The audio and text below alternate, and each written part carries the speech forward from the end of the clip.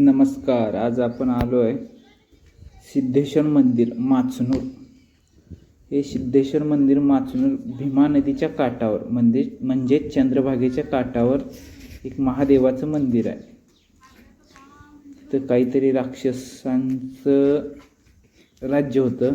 तिथं महादेवांनी साक्षात अवतार घेऊन त्या राक्षसांना नष्ट केलं, असं काहीतरी त्याची स्टोरी आहे. ती आपल्याला पूर्ण मिळाली की मग आपण सांगू. हे बघा, वर एक मंदिर आहे, इथं पूर्ण दगडी कोरीव बांधकाम आहे. जुन्या काळातलं मंदिर आहे. आणि इथं साईडला एक महादेवाची पिंड दिसते बघा.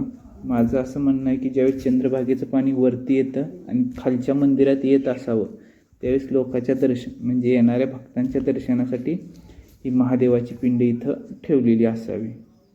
ही बघा, कारण ज्यावेळेस चंद्रभागेला इथून नदी दिसते, नदीत ही दगडी कमानीचा दरवाजा आहे. जुन्या काळातलं मंदिर हा आहे. दरवाजा आहे. एक पिंपळाचं झाड आहे आतमध्ये. आणि ज्यावेळेस हे दिवे लावायसाठी इकडे एक आहे. ज्यावेळेस भरपूर प्रमाणात पाणी येत असावं, मंदिर इथं पाणी भरत असावं, त्यावेळेस वरती ते पिंड ठेवली असेल, जेणेकरून भक्तांच्या दर्शनासाठी. पूर्ण दगडी कोरीव बांधकाम आहे. हे खांब आहेत, हे सुद्धा कोरलेले आहेत. जे दगडी खांब आहेत ते पूर्ण कोरलेले आहेत. पुढे एक गणपतीची मूर्ती आहे.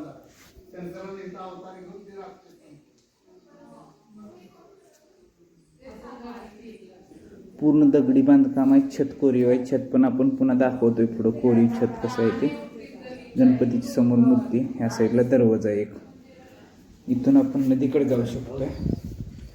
खाली एक सुंदर मंदिर आहे, पण पाण्यामुळे आपल्याला तिथंपर्यंत जाता आलं नाही. पण जिथवर जाता येईल तिथवर आपण जाऊन बघितले. हवा पूर्ण पाणी, स्वच्छ पाणी.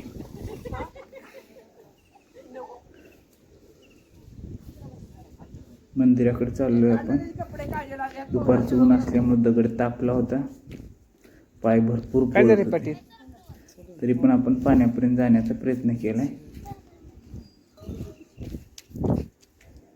दगडी कोरीव पायऱ्या सुद्धा कोरीव आहेत, घडवलेल्या दगडापासून काळ्या पायऱ्यात. बघण्यासाठी एकदम सुंदर असं मंदिर आहे. भाविकांची पण भरपूर गर्दी असते. आणि जमलं तर या.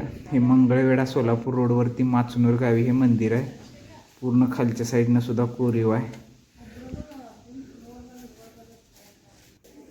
वरून हे पूर्ण खांब सुद्धा कोरलेले आहेत. छत कोरलेलं आहे. छोट्या नक्षी आहेत सगळ्या. जुनी इमारत म्हणजे जुन्या पद्धतीचं बांधकाम आहे. पूर्ण पुरातन काळातलं. दगड कोरीव आहेत.